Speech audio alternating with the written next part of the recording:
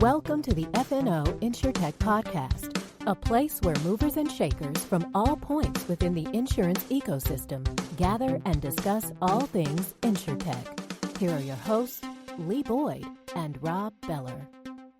Hey, podcast world, welcome to the latest edition, the first 2026 recording. Yes. Of FNO InsureTech. Yes, we're very proud of our name and of our history. Aren't we coming up on 300? Yeah, 300 is like a day away. How many years have we been jibber jabbering? Oh, that's right. This is actually our birthday also. This might be like our birthday episode. It is. Let's see.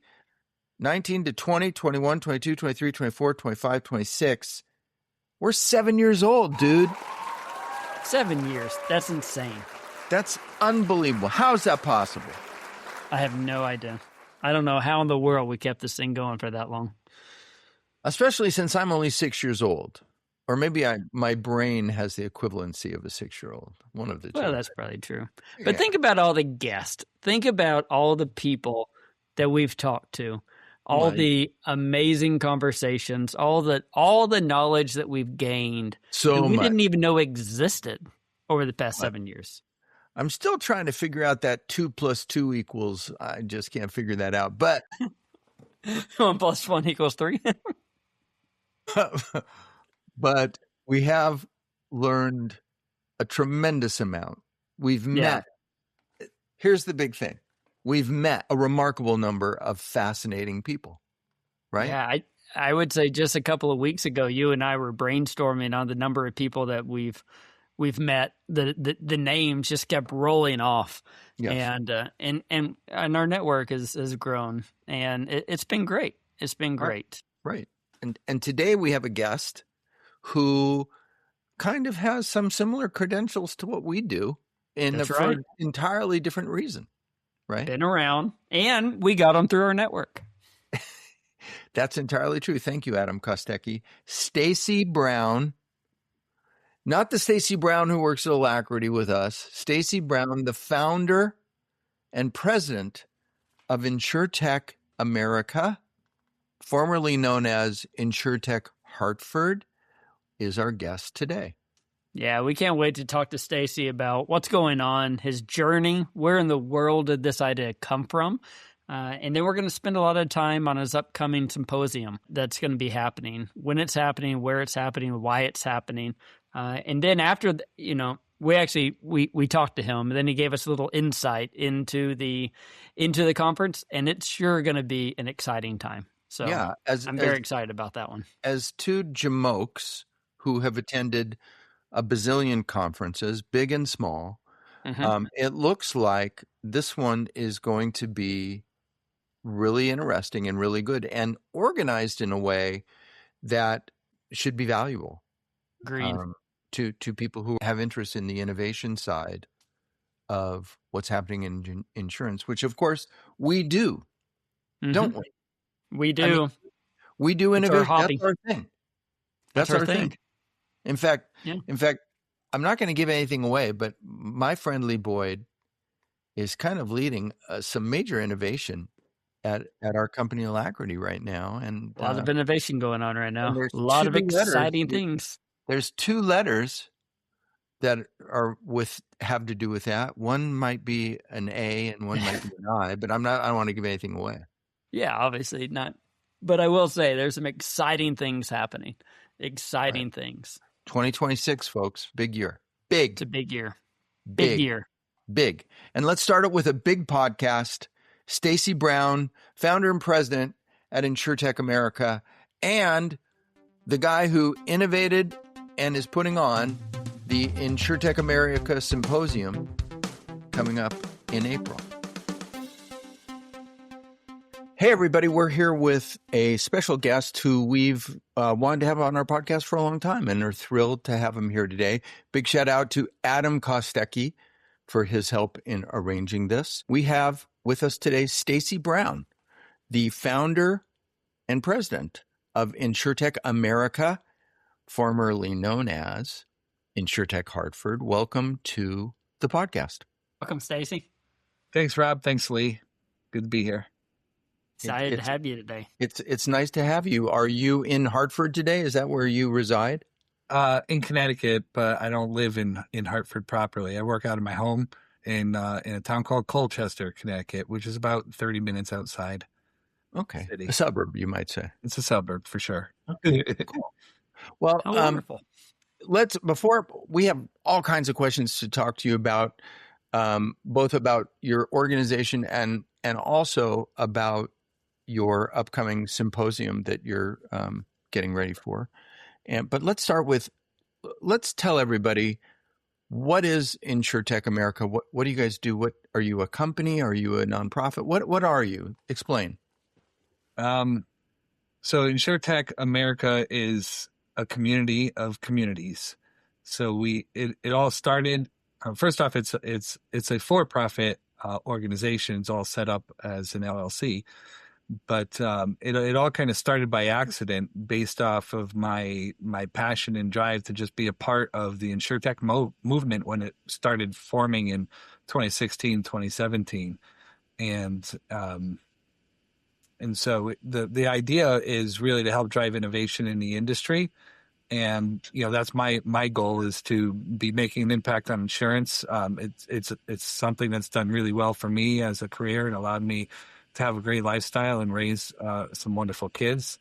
And so I want to give back to the industry. And the best way I can see to do that is by leveraging my 20 years experience as a tech guy in the industry, was to help other tech companies and help the insurance industry innovate and change through tech.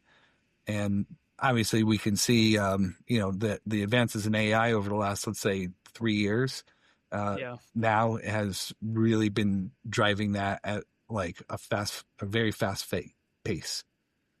Mm-hmm.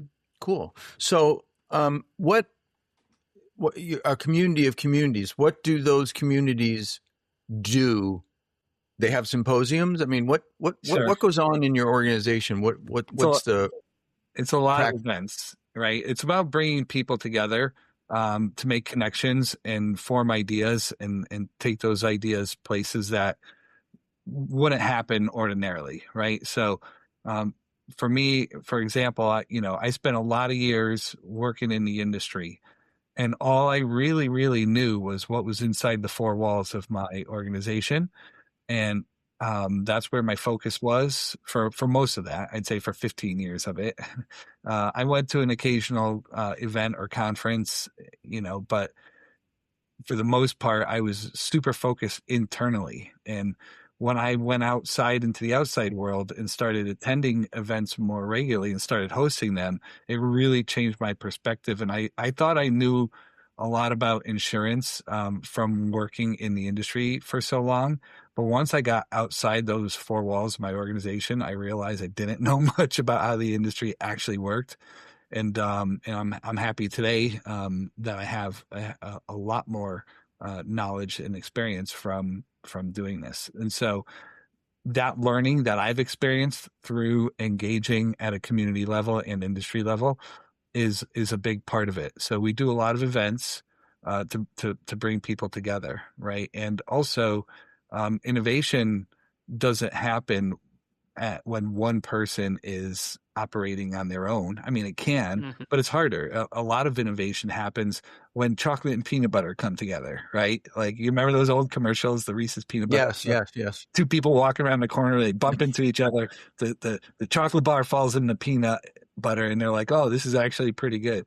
So, we try to have we like for that to happen as much as possible, and events could be very unstructured, where it could literally be that random, but sometimes they could be structured where, we have specific topics that we're focused on, specific types of people that we want. So those events might be smaller, but they're more impactful, right? So, but mostly it circles around events.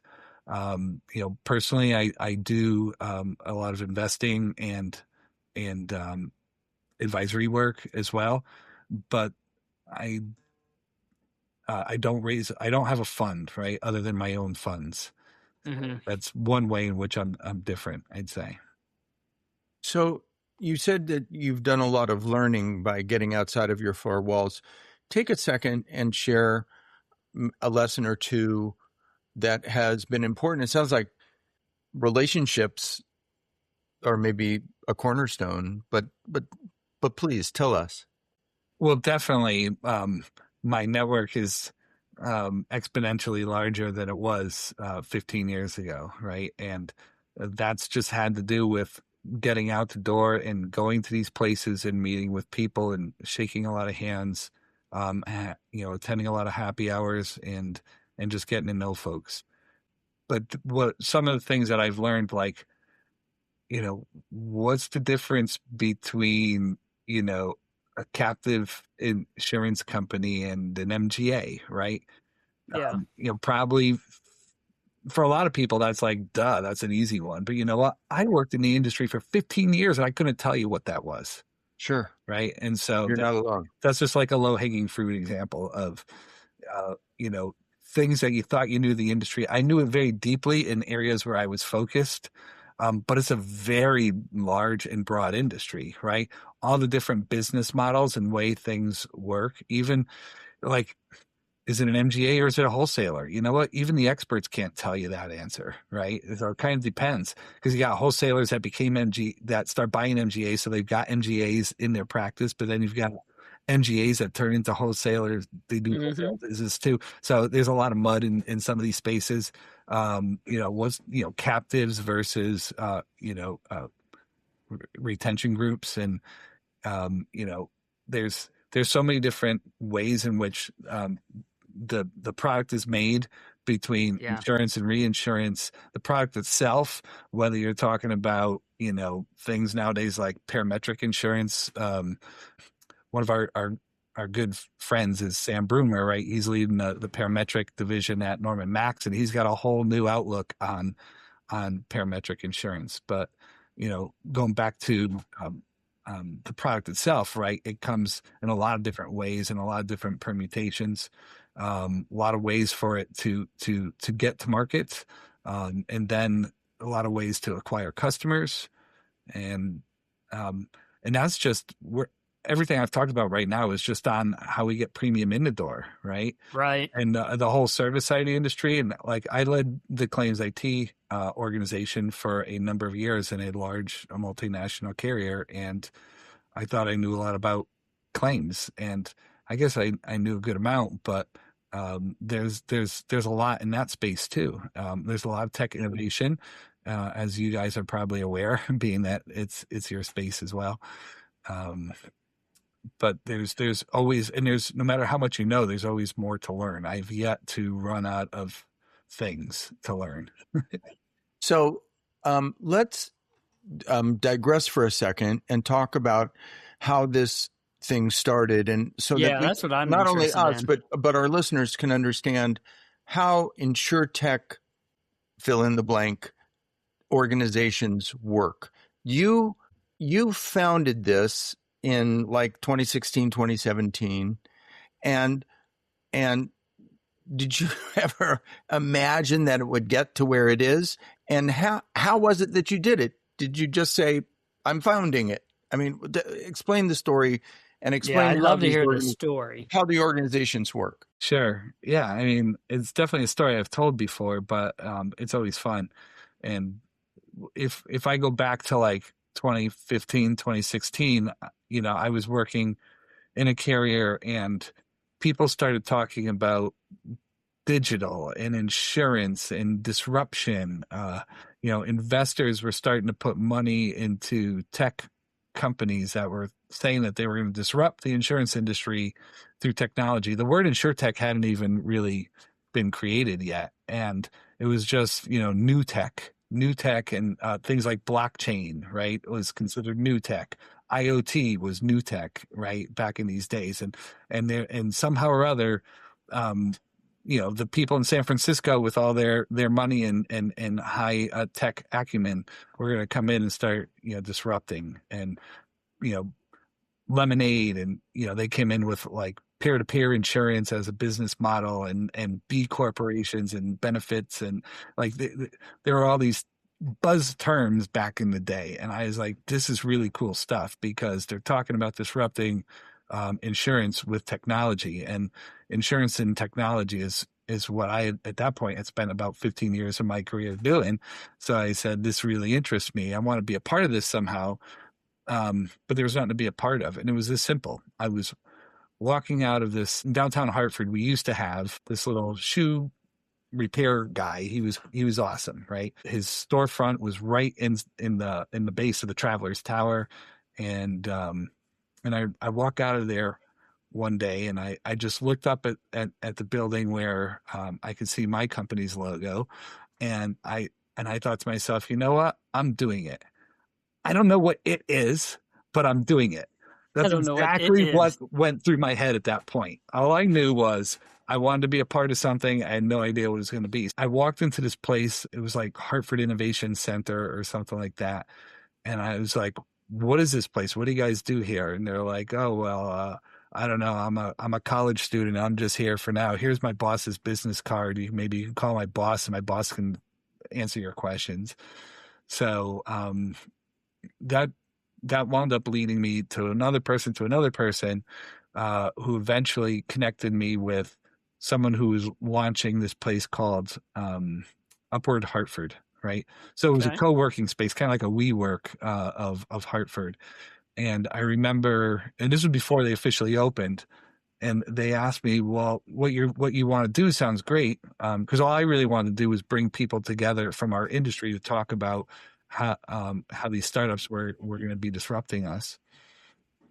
And she's like, that's great. What do you need? I'm like, well, I need space. She's like, well, I've got space, and this is great. So because I knew I wanted to have an event. It was hard to figure out how to put one together because every restaurant in town, it was like, well, you got to pay us $1,000 for rent in a private room. And then here's our catering menu where everything, you got to buy by the dozen, drinks are $12 a piece. Right. And just like, I'm just a dude that wants to bring people together. I'm not going to put like $3,000 of my own money into this. Right. And so when she came out and she was like, yeah, I've got space. What else do you need? I was like, pizza, I don't know. I know nothing about doing this. And so that's kind of how it all started. I had someone to sponsor and give up some space. So then I started reaching out to people that I knew around the industry. Because at that point I was in insurance for about 15 years. And in Hartford, we have a lot of insurance people. There's not a lot of insurance companies, but there are very big insurance companies. So people I knew, if you stay in the industry in Hartford, sure, you don't have to move. Everybody moves. And next thing you know people over here, people over there.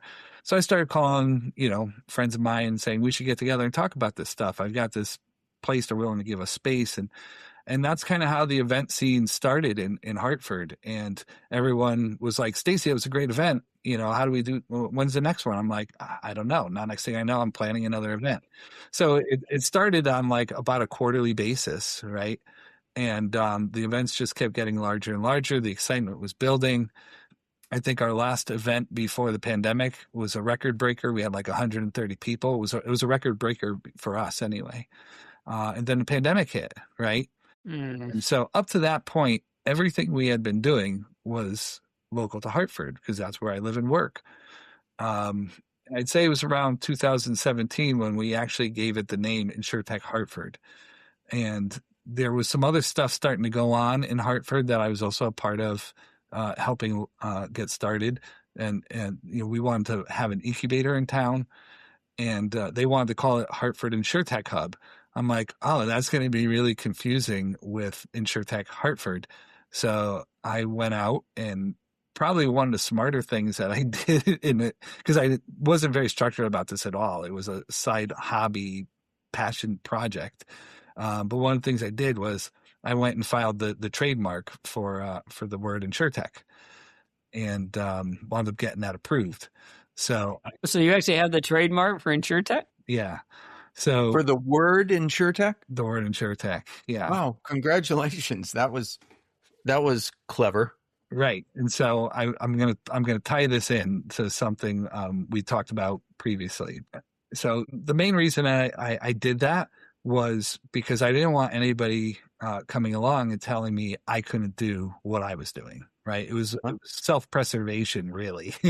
But then the pandemic hit, and we could have, that Hartford InsurTech hub. They said, "Oh, pandemic. We're gonna have to shut down the program."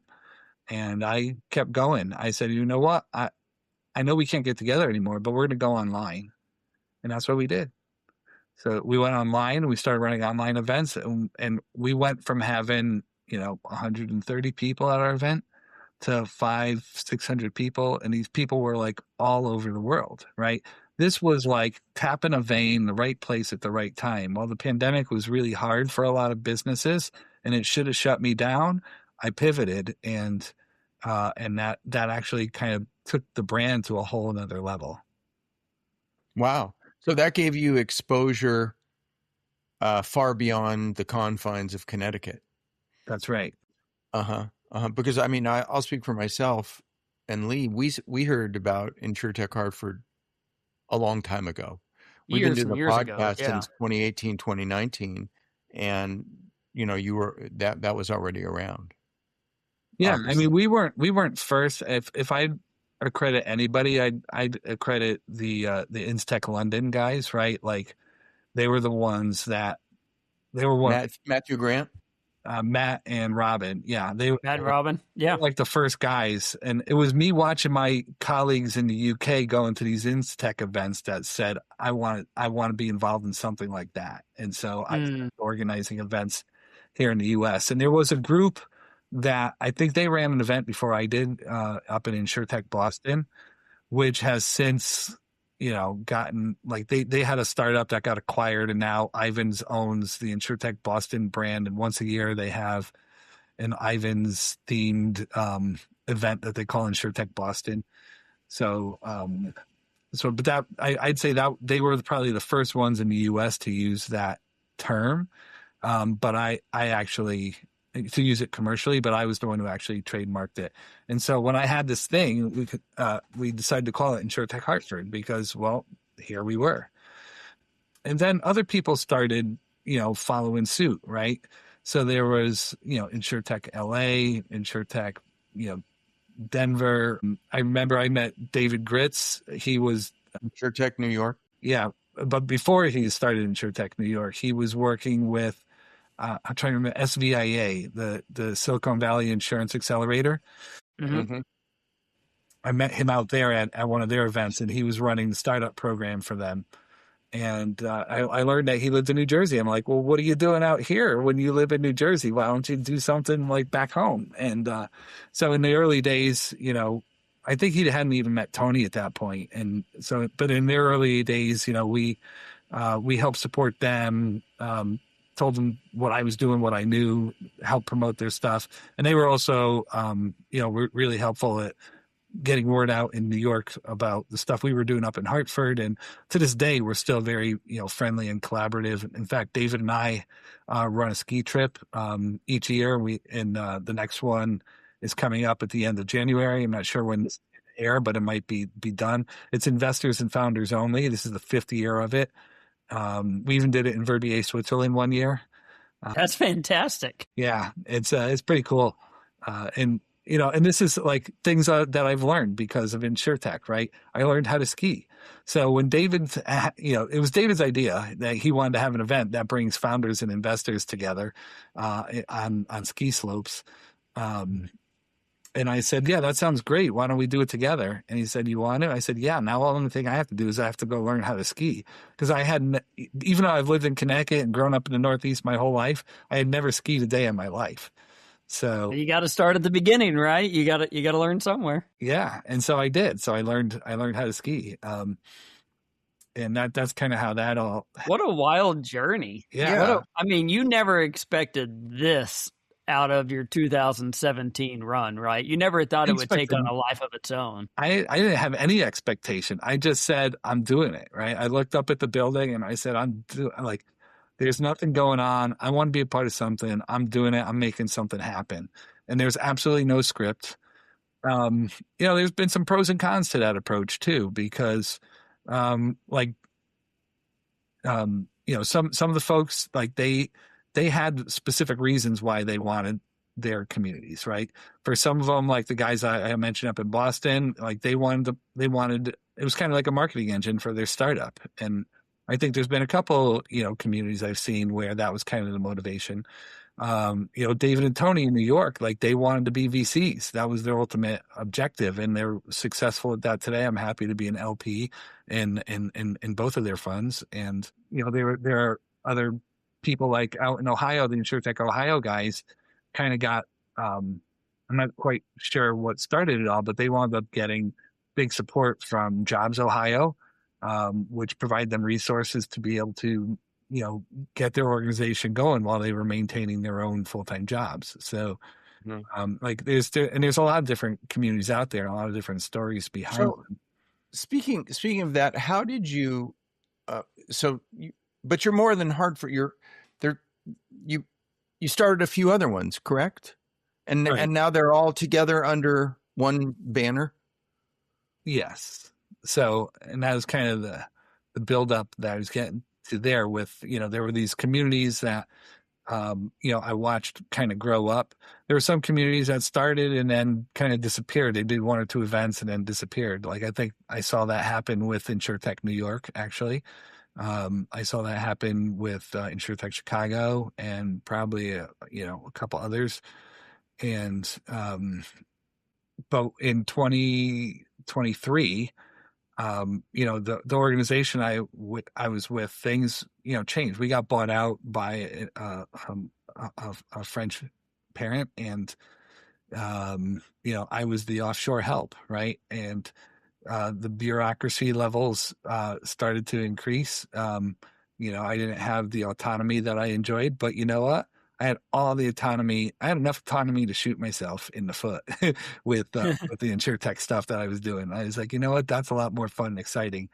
And so in 2023, I just kind of pivoted out of the corporate world and said, I'm going to focus on this stuff. But what did that mean? I didn't even know. But I had a friend, Nalay Doshi, out in Chicago, and he's like, Stacey, how do we take what you're doing in Hartford and do that out here in Chicago? I think it's great. And I said, you know what? Let me help you with that. So as opposed to some of the other communities where I was kind of advisory and given a lot of insight to, and kind of helping, a little bit on a consultant basis, I guess you could say.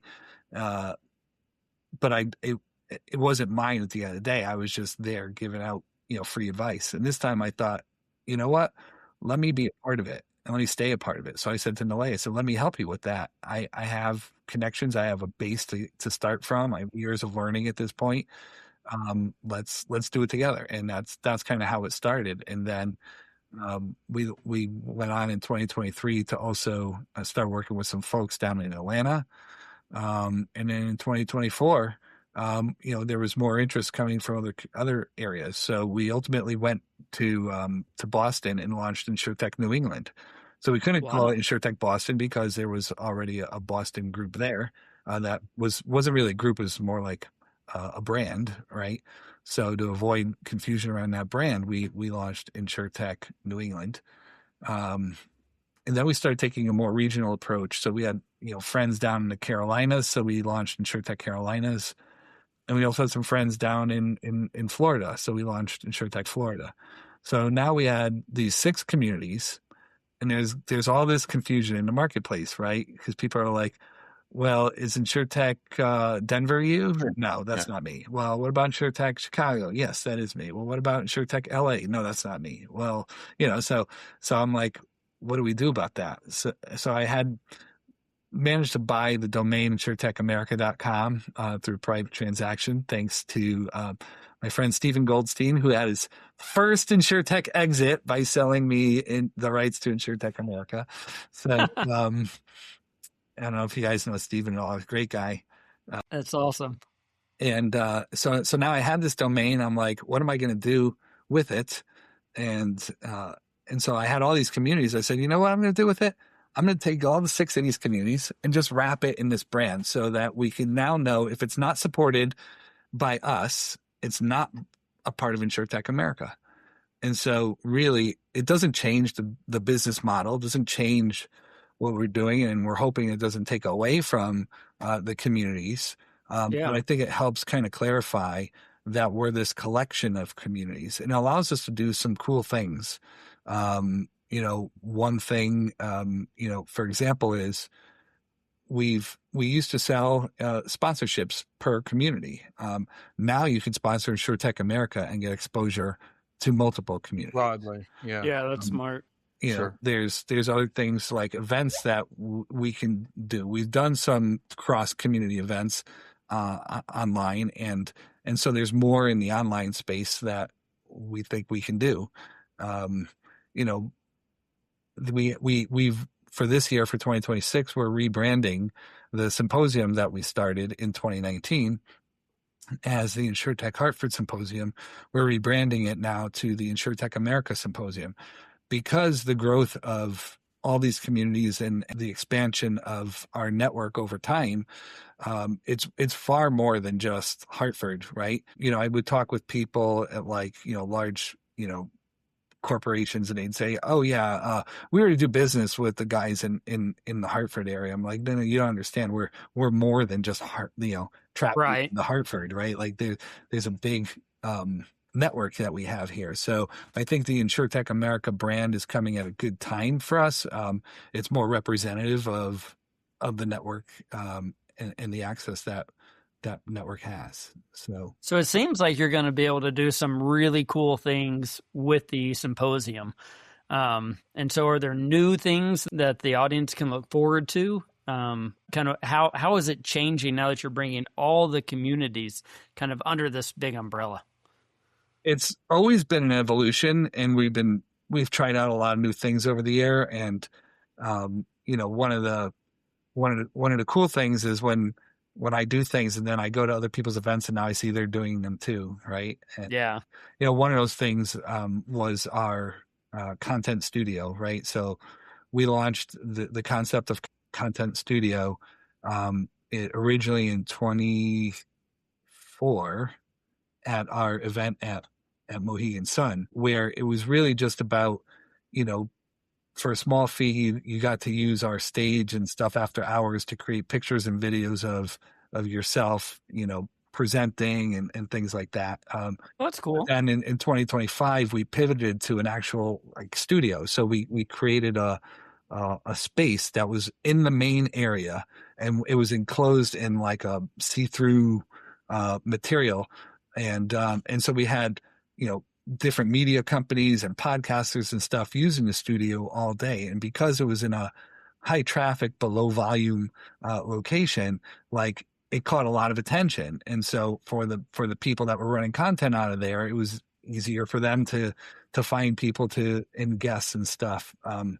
So it was just something that was kind of new. And then, I went to in June, last year, I went to another event, and I saw that somebody took it all to the next level because they had a lot more money to spend on it. It was like a huge building, all involved, all plexiglass all around, and everyone's walking around with wireless headphones and stuff. It was, really, they definitely took it to the next level from a build out perspective.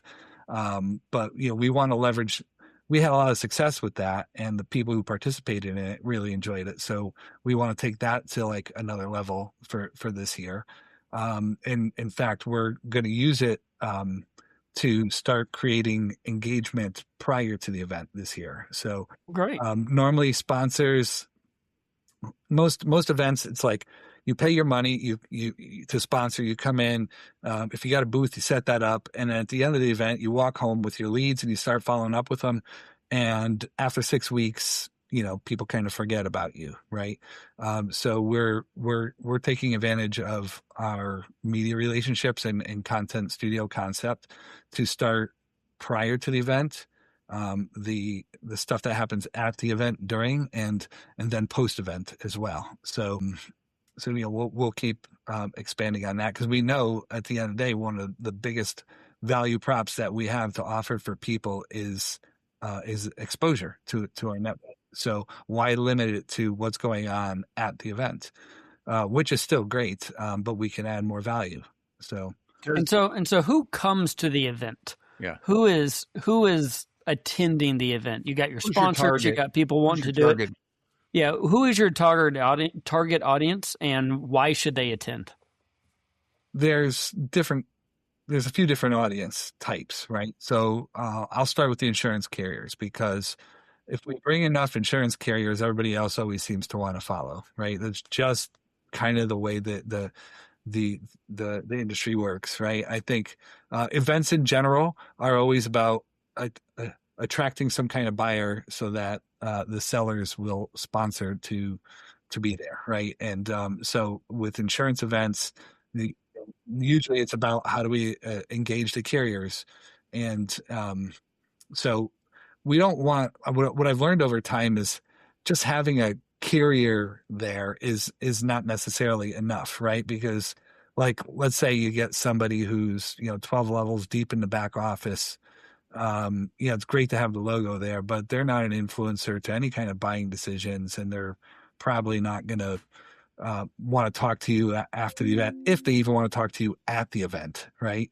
So, we've learned to tune in on certain roles. And this year, one of the things that we're doing that's new and different is this content collaborative concept. So there, Adam Kostecki, who you gave the shout out to at the beginning of all this, he's leading that content collaborative this year. So there are 4 different themes, and one of them is underwriting. Another one is claims. There's one for innovation, and then there's one for tech and data. And so for each of these themes, we're looking for, we're putting together, we have established a bit of a group of people in each of these themes who these people are people who work in the industry in these roles. And they're helping us do 3 things. Number 1 is refining our main agenda. So we have our main stage, and there are a number of sessions going on. So they're helping us refine that to make sure we're getting the most relevant content. The second thing they're doing is helping us define roundtables, right? So that's something that we've been doing more of. We've had good success with, because what we find is it's nice to have content for people to passively learn and educate. But when you can have good, solid roundtable discussions where you've got basically a small group, but they're insurance people, they're all with similar roles and similar interests, the level of conversation and engagement is way higher, and they enjoy it a lot more, and they get more value of it too. So that's the second thing that the content collaborative is helping us with. And then the third thing really is more of a marketing function in terms of helping raise awareness of the quality of the content going on at our event, so that more insurance professionals will come. So we definitely do a lot to to try and stimulate engagement with the insurance carrier communities. I'm probably giving away, too much trade secret stuff here, but that's okay. I want people to know we really invest heavily on trying to have good quality content. I think that every conference that's out there has to think about these things, and it's interesting because in just the short period of a few years, the number of options, conference options, has grown, tremendously. I mean, there's ITC, there's the big conference in June in New York. There are many, and how you differentiate yourself is not only hard, but important. Yeah. Right? Man, you said it. Yeah. How has the growth in other events affected your group? Has it helped spread awareness? Has it taken away? Is it helping you to find your niche in the greater world? Kind of over the past few years, talk a little bit about that here as we come close to an end. Sure. Yeah, it's definitely forced us to have to continuously work to improve, right? Mm-hmm. Because if we were doing the same thing year after year, we would dry up, right? Because there is so much competition out there. And it's hard to compete. I told you a story how I started all this with, buying pizza on a credit card in some space that people gave me for free. And now I'm renting out convention centers and people fly from around the world, right? So that growth, hasn't always been easy. It's not for the weak, for darn sure, because it is now a even more competitive environment than it was when I started. So, Sure. has it helped? I think it's both been helpful, but also been making life harder, because there are a lot of, like, nobody goes to everything anymore because there's just so much. The only thing is we're very fortunate that this is a massive industry, right? You got to keep in mind, like, global insurance premiums were like $7 trillion or something like It's that. huge. It's so, Really? the industry is so large that if it was a country, it'd be the third largest economy in the world, right? So it's a very, very large industry. There's a lot of ways to slice the pie, and there's still some big chunks of pie out there. So, but it is highly competitive, and we do have to work very hard to make people have reason to want to be a part and see what we're doing this year. If people were interested in attending InsureTech America Symposium, what would their next step be? And when is it? Where is it? All those things. Sure. Yeah, good. Yeah, this year's InsureTech America Symposium is returning to Hartford at the Connecticut Convention Center on April 13 and 14. We have a website, InsureTechAmericaSymposium.com. That's a lot of things to type, but if you go to any of our community websites, InsureTechHartford.com, InsureTechAtlanta.com, InsureTechCHI.com, and then InsureTechAmerica.com itself, you'll find links to the symposium. You can learn more about the agenda, see who some of the speakers are that we're now starting to announce. And in addition, you could reach out to us at info@InsureTechHartford.com to find out more if you're interested in exhibiting or sponsoring or being a part of the event in any way. So those are all great ways to find out more and get in contact with us. Well, I mean, I was looking through the website before the podcast. It already looks exciting. You have some great speakers. It looks like a lot of great things going. So it's sure to be another good event for you. I believe so. Well, and I mean, if you need like a cutting edge podcast, that's right. You need some nice MCs on the stage. We're happy to help. I'm just saying, I happen to know one. Let us know. And I mean, you have to. Our people can talk to your people. It'll be great. I mean, media is kind of a cornerstone, or your content studio is actually a very interesting concept. Good for you. I love that. Yeah. No, it's definitely something we can figure out for you. Okay, good. I should say we don't have to waste everybody's time with that right now, but we do appreciate taking up some of your time today and you sharing with us. I think that, you're an entrepreneur, and as I think your evidence, lots and lots and lots of people are accidental entrepreneurs. It wasn't necessarily their intention from the beginning, but wow, look what happened. And congratulations. It's a great story. Yeah, it's exciting. And best of luck with your future. Thanks, Rob. Thanks, Lee. Thanks, guys, for inviting me on and giving me the opportunity to tell my story and tell your audience a little bit about our event and some of the ways in which it's special and differentiating for 2026. You got it. We'll look forward to hearing from you sometime in the future about how it all went. That sounds great. Thanks, Stacey. Thank you, Stacey. We typically have very intentional entrepreneurs on, right? Yeah. Women and men who have worked hard to create something, and they had a vision about this thing that they were going to create and what it was going to become and everything else. It isn't often that we have on the accidental entrepreneur who just kind of finds themselves in the midst of this. Yeah. I really like that moment in time when he goes, I'm doing it. I'm just doing it. Yeah, that's right. Here it is. I mean, good for him. He didn't even know what he was doing. That's the best part. He didn't know what he was doing, but he said, I'm doing it. And now, I love that. And now I think he told us this is their 6th event, right, that they've had. And it gets better and better every year. I loved hearing the story. And I would say, Stacey, right, he's an influencer in the space. No question. InsureTech Hartford is a name brand that we've heard for years and years, as will be the new brand.